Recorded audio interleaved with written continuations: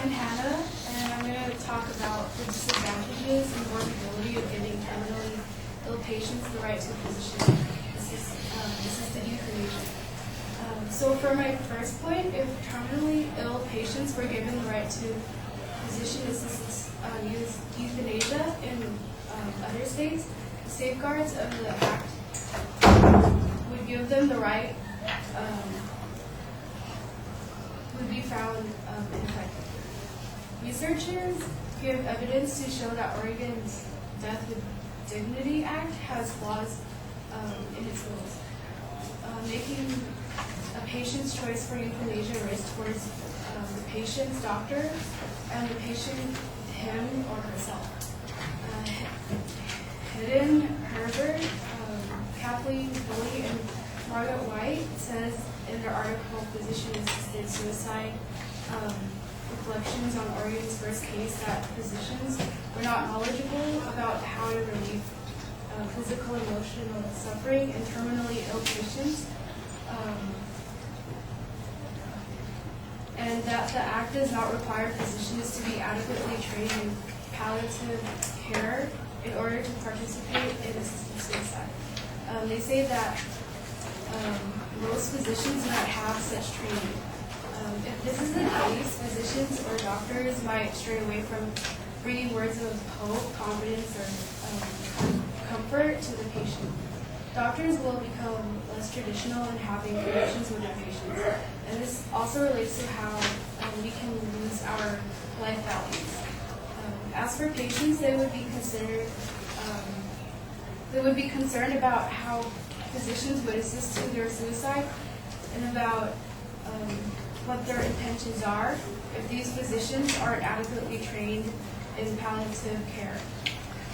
I also want to point out that according to Oregon's Right to Life and Pro-Life organization,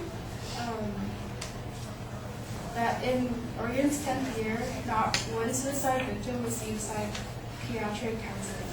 So if Oregon's Death with Dignity Act goes to effect in a place where psychiatric counseling is needed, we should be concerned.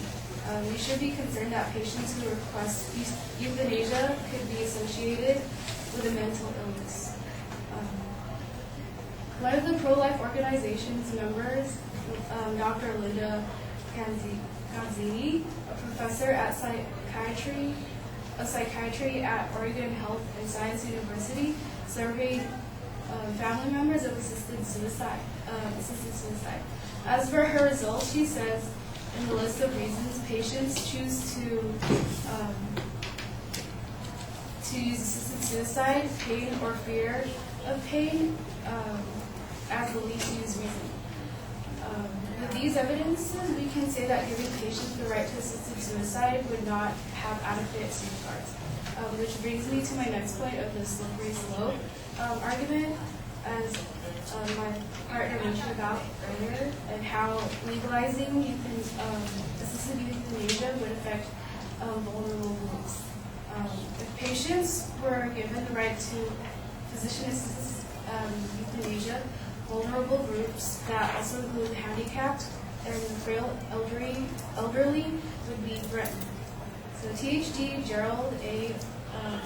Laru says in his excerpt that the vulnerable will recognize themselves as social burdens, no longer contributing to human welfare while demanding from society excessive energy, time, and money for their upkeep.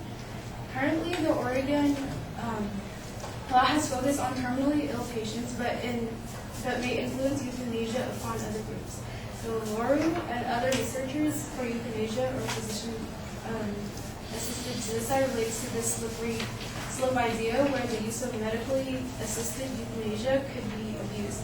According to Susan Inowen, W. of the Life Issues Institute, the DWD Act records show that 455 people have requested lethal drugs from their physicians, and 292 people have died from using them. The yearly numbers continue to rise, beginning with 16 deaths in 1997, increasing with 38 in 2005, and reaching 46 deaths in 2006. She also explains how there are disturbing patterns that are occurring.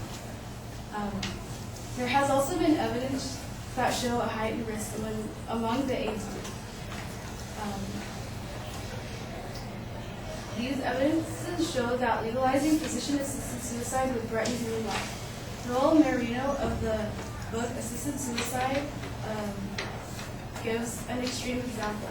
He says that if you sanction assisted suicide, soon we will all be dead. Legalizing assisted suicide would influence society's view on human life. It would influence individuals to devalue their own lives. Many events, whether good or bad, still can happen at one moment in the life of an ill person. A terminally ill person at the time of his or her request for euthanasia may still be capable of thinking and learning from every moment of being alive. And so for my third point, I want to talk about the workability of allowing terminally ill patients the right to assisted euthanasia. Euthanasia won't certainly uplift the burdens or sufferings of patients, their families, and their doctors. In fact, it will contribute to their burdens and sufferings. To support this claim, there have been complications with patients who ingested lethal medication in Oregon. So according to statistics and data from an informational book titled Death and Dying, there has been a case from 1998 to 2008 where one person was awakened after taking the prescribed medication. And from 1998 to 2009, a total of 20 patients in Oregon regurgitated. The article Physician-Assisted Suicide reflects on Oregon's first case, mentions that a number of reported cases in Oregon after swallowing lethal doses, patients did not die and families intervened with pillows or plastic bags, and that the Oregon law fails to describe what physicians should do if their patient does not die from prescribed drugs. So the affirmative side mentions that the current alternative to physician-assisted euthanasia is inconvenient. Alternatives to euthanasia may be inconvenient. However, the evidence that I've shown, euthanasia is also inconvenient. It is inconvenient to traditional values and will not guarantee to uplift burdens.